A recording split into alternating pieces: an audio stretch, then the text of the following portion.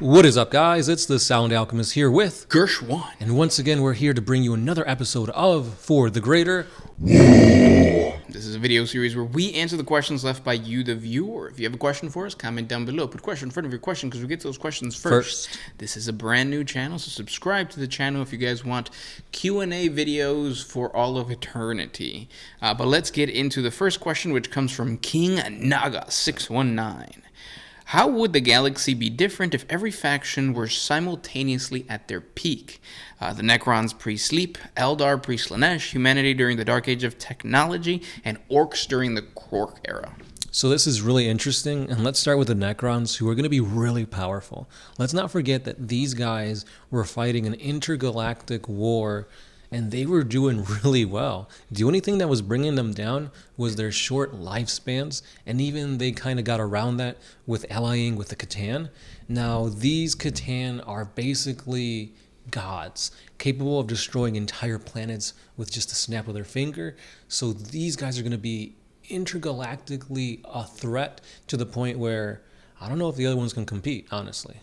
Yeah, you got to remember that during the War in Heaven, when the Necrons were fighting the old ones, every dynasty was unified, so it just wasn't that they were awakened, but there was also not as much infighting. The majority of the reason that the Necron tier didn't really prevail is because there was so much infighting. But once they had their whole little negotiation with the Catan, and they just became mindless robots, all in control by the Silent King, basically, and the Triarch, then there was no... you basically had one unified Necron force that was just devastating everywhere. So yeah, I think they're at the peak. Yeah. Moving on from that, we've got the Eldari pre-Slanesh. Now, the Eldari, I'd say it's a step below the Necrons. They're still insanely powerful with their warp capabilities. They also have a ton more bodies at their disposal because Slanesh kind of messed up the whole, I guess, gestation, reproduction, offspring-bearing capabilities. So yeah, they're also really powerful, but not to the heights that the Necrons did during the War in Heaven. And also remember that the Necrons during the War in Heaven were a fighting race. So that's all they really wanted to do. Whereas the Eldar had the paths, and some of those paths were like the agriculture path. And being an artisan, craftsman, that kind of thing. So they're not the same. They're more human than the Necrons, even though they're still aliens. So the Eldar at their peak are still susceptible to just their own hubris kind of thing, their own desires of not just war. And also the big thing that exists right now in the 40K era is the warp. That many psychically powerful Eldar would probably, end up hurting them more than anything, because during the War in Heaven, the main reason that the old ones had to leave was because enslavers were popping out of the brains of these freaking psychers. But it is ironic that the Eldar and the Krork were created to fight the Necrons, but the reason that the Necrons failed was because the warp. Yeah, and you brought it up, so let's go ahead and jump with the Krorks. Yeah, the Krork, I don't know. The Krork are difficult because I think a lot of the lore and the history behind the Krork is lost. So all we have is the War of the Beast book. And in it, they're pretty badass and technologically advanced orcs that are super warriors, basically space marine versions of orcs, to dialed up to 10. But I don't think they were all like that. No, they're not as game-changing as you would think, the Dark Age of Technology humanity to a recessive but still technologically powerful humanity now. They'd be kind of on the same, I guess, league, so to speak. And don't get me wrong, I'm an orc player, but I don't think that the Krork are as strong as the internet makes them out to be. Right. Even in the War in Heaven, they were tough, but they were still... they died. So, yeah. And then finally, humanity. And then humanity during the Dark Age of Technology has the same kind of problems as the Eldar. During the Dark Age of Technology, humanity was expanding and exploring, but the key is that, right? They weren't a war-driven nation or a war-driven race. Right. They were creating men of iron to do agriculture, to clean the house. They weren't making men of iron specifically to invade and conquer. So because of that, they're not as powerful militaristically, like you mentioned. But at the same time, they were creating like warp drives and like STCs and stuff like that. Yeah, we have a moth in the room. Hello, Mortarian. But yeah, that would be kind of cool to have the Men of Iron fighting during this era. But like you said, they weren't really, the Men of Iron weren't meant for war. They were meant for just other life-sustaining To things. simplify tasks. Yeah. Yeah, like even the Imperial Knights come from an STC that was created so that humanity can defend themselves when they colonize the new planet against the giant flora and fauna, basically Godzilla. So Imperial Knights are basically there to defend humanity from Godzilla-like aliens that later on, changed because the Imperium was created. But yeah, even that, their main thing is to protect, not to assault and attack and all that kind of stuff. Yeah. So at the end of the day, I'd say the Necrons take this not 10 out of 10 times maybe, but still I give them a solid like 8 or 9 times they'd win. Then I'd go Eldar. Then Krorks or humans. I feel like Krorks. Yeah, it'd be a tough one, but I'd say Eldar, humanity, and Krorks are all like minor league. The Necrons are just pros, major league.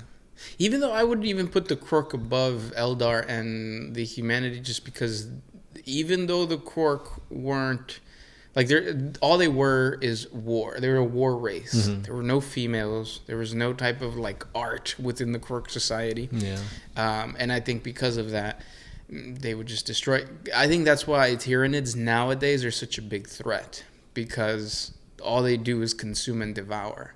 There is no diplomacy. There is no music. There's no like politics, no culture. It's just eat, consume. Yeah, so they truly are a giant parasite, which is another thing, right? Like, so I think in the overall Warhammer 40K race war, Tyranids and Necrons, I think, come out on top. Yeah. Maybe Chaos too, but Well, Chaos needs living things to prosper, beliefs and stuff. true. And the Necrons would just deatomize everything and start over anew. And like that's kind of what the Tyranids are trying to do, just eat till there's nothing left. Yeah, but let us know what you guys think in the comment section below. If every faction was at the peak, the golden age of their era, who would win? And if you think it's not the Necrons, tell us why. You're wrong. Yeah. This next question comes from the real Henry Bayman. 7 years ago, one of your videos popped up on my feed, and I spam asked, do you think the Emperor snorted some type of intergalactic space crack from a cheeked-up Eldari? And if so, would you join him? Yes, I think there is nothing better than snorting any type of powder from the cheeks of a, did he say thick Eldari? Cheeked-up Eldari, so yes. Yeah. Because then right afterwards you could just... It's the best thing in the world.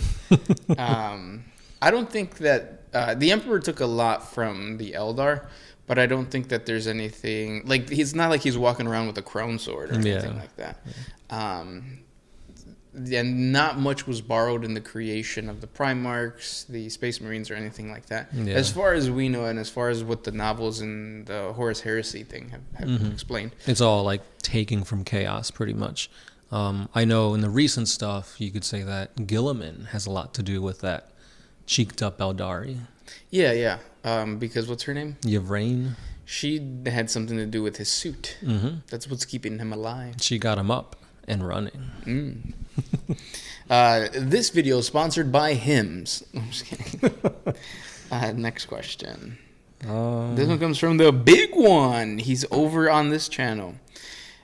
Isn't it true that something isn't considered gay as long as you do it with the Emperor for the Master of Mankind? Well, so the thing about the Emperor of Mankind is that he manipulates his form. So you see him however he thinks it's best for you to see him. So I would see him as Bridget B, because I would listen to Bridget B. Yeah.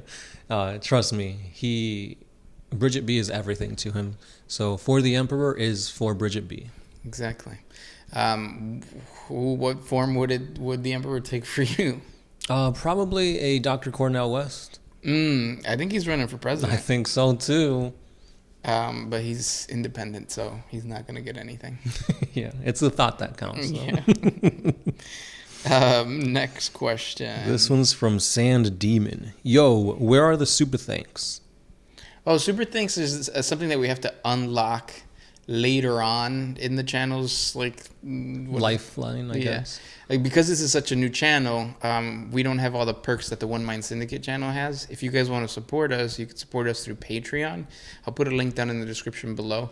If not, just liking, sharing, commenting, all that kind of stuff. It really does help out the channel. So yeah, get your friends to like and subscribe, because I know we just started. So let everybody that watches OMS sign up to this so we can get to that level. And thanks for asking. Also, we have the podcast channel, so jump on over to the podcast channel, and we have an Audible partnership, so you can get a free book and support us by doing that, and then read with us. We're reading Angron, Slave of Nuceria, which is now I would say it's a really good book. Yeah, in retrospective. Yeah, it's a very interesting read. Definitely check it out. And we're gonna read Magnus next. I've touched on it a little, or I've read a little bit of it. I'm not impressed. We'll see how it goes, though. But that's how sorcery is. It doesn't impress you in the beginning, and then it corrupts you indefinitely. Yes, and that's how it is. Just like that space crack from a thick Eldari. Them booty cheeks. And those were the questions for today. If you guys have more questions for us, please comment down below. Thank you guys so much for hanging out with us, and we'll talk tomorrow. Yeah, as always, this has been One Mind Syndicate via The Sound Alchemist. Gersh1. And we are signing out.